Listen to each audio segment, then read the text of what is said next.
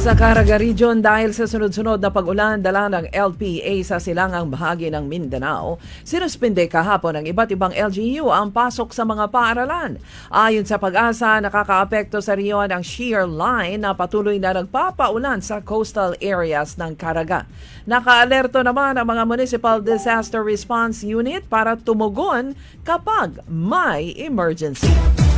Sa Surigao City, 3 tripulante ng pampasaherong barko ang nasaktan ng masunog ang engine room ng MV Maria Felisa habang patungong Lipata Port. Ang barko ay mula Southern Leyte at patungong Pantalan ng Lipata sa Surigao del Sur nang mangyari ang sunog. Nailigtas naman ng Coast Guard ang 10 mga crew at 72 mga pasahero.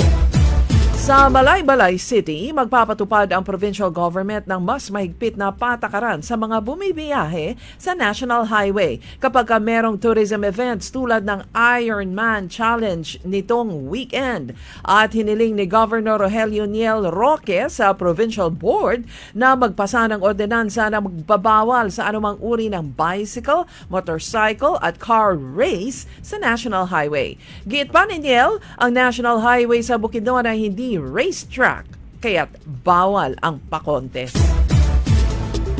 Sa Zamboanga City, inaresto ng Western Mindanao Command ang isang Chinese national sa paglabag ng Philippine Immigration Law. Kinilala ng Westmidcom ang naaresto na si Rong Tianxi mula sa Fujian, China na nagtitinda ng mga cellphone sa lungsod.